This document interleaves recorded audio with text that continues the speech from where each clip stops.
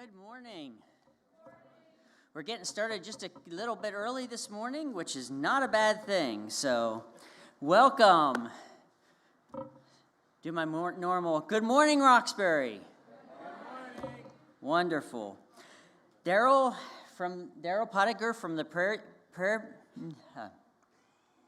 Let's try that again. Daryl Pottinger from the prayer team has some announcements for us. Daryl. So I just want to give some good support to those that have been coming out to the prayer times. It has been essential. Sometimes people get in their minds that it's just the prayer team leaders that do the praying and heavy lifting, and that is not the truth. And so I want to emphasize that to all of you, that those that are coming out to the prayer times are doing the heavy lifting through the week. In other words, you say, what's that mean? We're not lifting weights. It's actually a spiritual battle, whether you know it or not.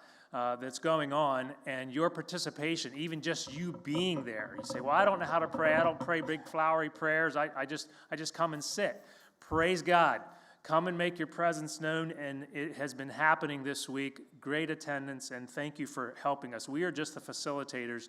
You help us pray, and we're seeing the evidence that in different ways across the grounds, things happening.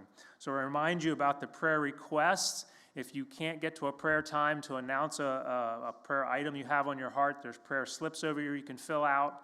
There's also the prayer line. You say, well, I'm out across the grounds. Do I have to go clear back up to the tabernacle to fill out a prayer slip? No, we've made it available that on your phone you can log in, you text that prayer line, 717-456-0622. You can call that or text that wherever you are, anywhere in this world, literally. Even if you're overseas and somebody's watching overseas, they can text. You can text from overseas.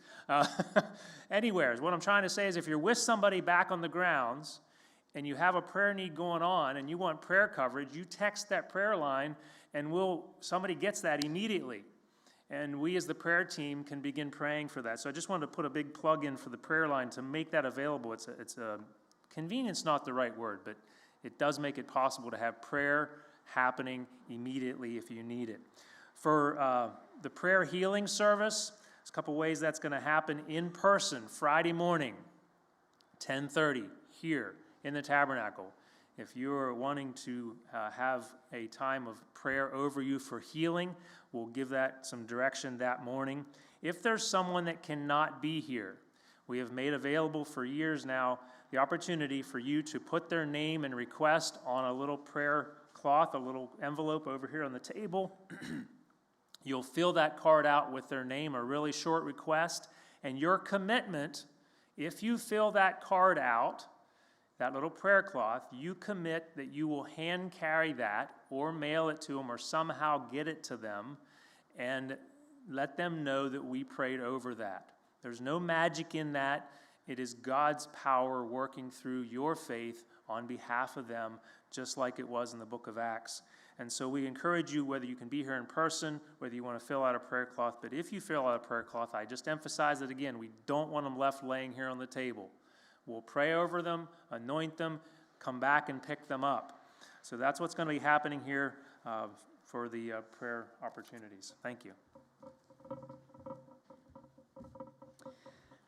What to expect this morning? After just a little bit here, John Fickett and Donna Martin and Doris Ortman will be leading us in worship.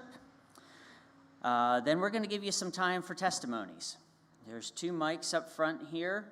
So next time you see me come up here, if you have something that God has laid on your heart that you would like to share about what God is doing, I ask that you keep it short and that God is the hero of what you have to tell us.